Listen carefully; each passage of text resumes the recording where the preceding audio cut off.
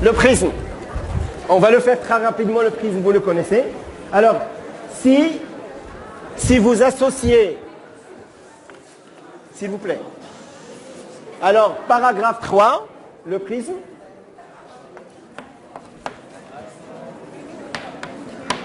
Le prisme, c'est une association de dioptres qui n'est pas disposée de manière parallèle. Donc, il possède un angle A, l'arête, etc. et ce qu'on appelle la base. Et il a un indice L. Bien évidemment, le prisme a beaucoup d'applications en optique géométrique.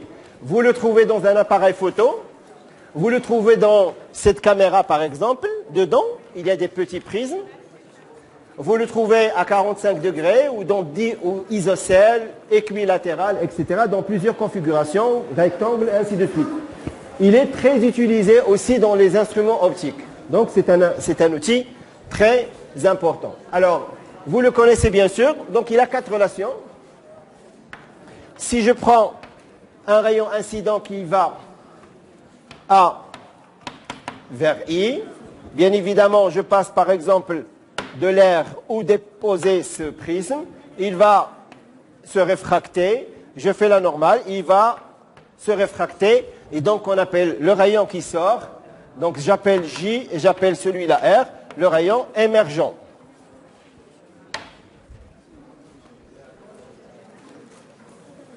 Donc vous avez les relations du prisme, par exemple si je prends I ici, cet angle, on va noter pour rester avec votre polycope, vous l'avez noté comment? R, par exemple, vous l'avez noté R, celui-là c'est R', et à la sortie c'est I'. D'accord. Donc vous avez le rayon incident qui fait un angle avec la normale qui s'appelle l'angle d'incidence, c'est I. Il fait le premier angle de réfraction, c'est petit r. Ensuite, ce rayon IJ devient incident pour celui-là, je l'appelle D1, celui-là, je l'appelle D2. Mais ils ne sont pas parallèles, ils font un angle A entre les deux. D'accord? Qu'on va utiliser dans nos équations. Ensuite, il va émerger. Donc, il a plusieurs propriétés. Ce prisme, il sert, et vous le connaissez, à faire ce qu'on appelle la décomposition de la lumière. Ce qu'on appelle la monochromatisation de la lumière. Donc si vous injectez ici une lumière blanche, ben lui, il va la sortir sous forme de deux couleurs. Le violet en bas ou le rouge fort. D'accord? Très bien. Donc il a une autre propriété, c'est que il va ramener toujours la lumière vers la base. Si vous avez un prisme de ce type, toujours la lumière qui va venir comme ça, elle va sortir quelque part ici. Donc il a cette propriété. Il ramène la lumière vers la base du prisme. Bien évidemment, en respectant les lois de Descartes, vous avez la possibilité de travailler ça. Donc vous avez aussi dans la série de TD un exercice sur le prisme. Bien, ce qu'il faut, pour ne pas faire les équations, parce que les équations, ça va se faire en TD, le rayon qui est là s'appelle le rayon incident, le rayon qui est là, c'est le rayon émergent, et l'incident, la direction d'incidence, c'est ça. Et entre la direction d'incidence et le rayon qui est là, on appelle ça la déviation du prisme. Donc si vous prolongez en pointillé comme ça, et vous faites ça, vous avez ce qu'on appelle la déviation. Et bien évidemment, quand vous êtes en monochromatisation de la lumière, vous avez le violet qui est là, il a une déviation des V. Vous avez le vert qui a D du vert, le rouge D du rouge, etc. Et donc, vous avez plusieurs déviations selon la longueur d'onde. Bien évidemment, je dois de vous donner une chose. On a toujours considéré que l'indice d'un milieu est toujours constant. Or, ce n'est pas tout à fait vrai. L'indice d'un milieu homogène, isotrope, transparent, bien évidemment. En fait, l'indice n'est pas tout à fait ça. Il varie en fonction de la longueur d'onde. Et je vous donne la relation qu'on appelle la relation de Cauchy. La relation de Cauchy. Donc, on montre que n carré égale à A plus B sur lambda 2 plus C sur lambda 4, plus etc. On va s'arrêter à ça. Ça veut dire que n est une fonction de la longueur d'onde. Donc n va être plus grande quand la longueur d'onde va être plus petite. C'est ça qui fait que ces écarts que nous avons dans la déviation. Pardon? Dans un milieu donné, oui, d'accord. En fonction d'une lumière et d'une fréquence, parce que chaque lumière est caractérisée par une fréquence et une longueur d'onde. Ok, donc je ne fais pas trop, parce que vous avez le cours sur le Kamouk en vidéo, vous avez aussi sur la plateforme, et vous avez aussi surtout un problème, vous allez traiter la déviation et vous allez traiter tout ce qu'il faut en prisme, et pour gagner du temps, il ne reste pas beaucoup de temps, on va passer tout simplement dans les 45 minutes qui restent, on va passer au dioptre sphérique. Voilà. Comme ça, vous partez en vacances avec cette partie, et j'espère qu'à la rentrée, vous aurez la série. D'ailleurs, vous avez un exercice dans la série 2 de dioptres, mais on vous donnera beaucoup plus, parce que c'est pas assez en fait. C'est pas assez. Ok?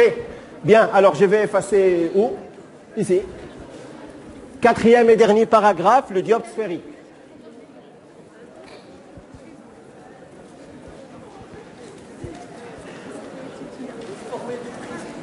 La formule du prisme, on peut les faire si vous voulez.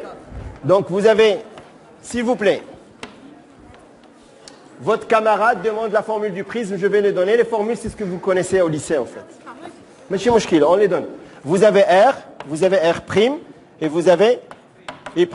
La première relation du prisme, vous avez un incident, suivez s'il vous plaît, parce que ce sont des parties qui peuvent revenir dans un contrôle. Mais faites attention parce qu'il faut comprendre en cours. Après les cours, vous avez les polytopes sans problème. Vous avez un incident qui arrive comme ça, qui arrive au point I, il va se réfracter pour donner IJ. Ben, j'ai tout simplement la loi de Descartes. Et la loi de Descartes me dit que 1, c'est l'indice de l'air, sinus de I, donc sinus de I égale à N, sinus de 1. Première relation, N sinus I. Nous avons des relations de conjugaison du prisme. Ok, donc je les donne ici. Sinus de I égale N, sinus de R. J'ai une autre relation très simple. C'est la réfraction sur la face 2. Ça veut dire que la lumière qui arrive à l'intérieur du verre, c'est IJ, va se réfracter pour donner un émergent. Donc c'est N sinus de R' égale à sinus I'. Ce sont des choses simples. Ok. Donc N sinus R' égale sinus de I'.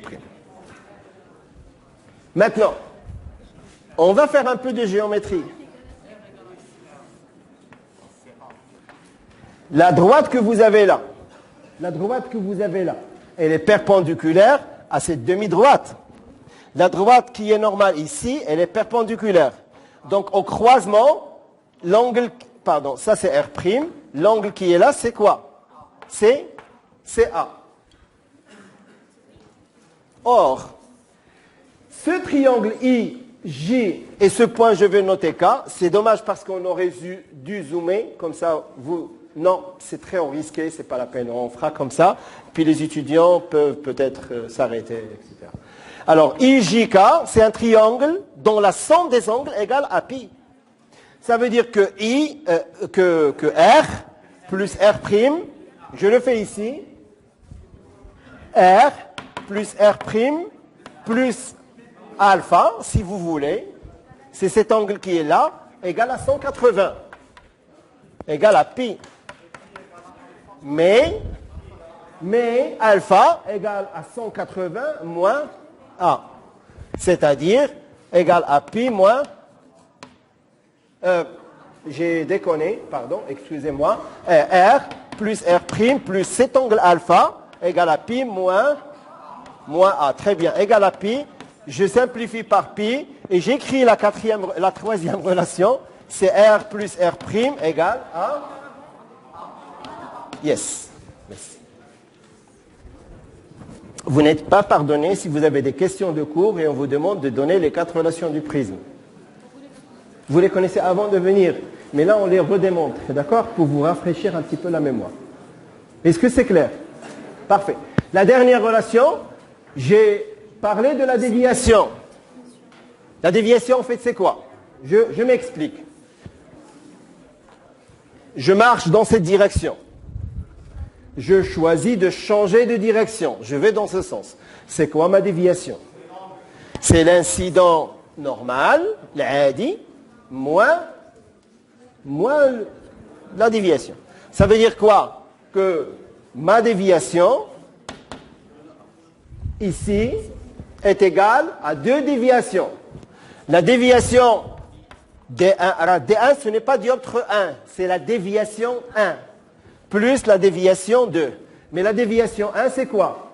C'est, vous avez cet angle, moins cet angle. Oui ou non?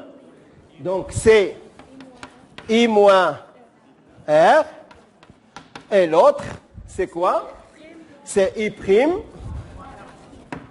moins R'. Et quand vous mélangez un petit peu les choses, vous mixez, vous trouvez que la déviation n'est autre que I plus I' moins A, parce que c'est moins R plus R', mais R plus R' égale A. C'est bon? Alors, quand l'étude de la déviation que vous allez faire TD avec le tableau de variation, etc., on démontre que l'indice est égal à sinus de A plus D sur 2 sur sinus de A sur 2, etc. C'est quelque chose que vous allez faire en travaux dirigés. On ne peut pas tout faire dans le cours, d'accord?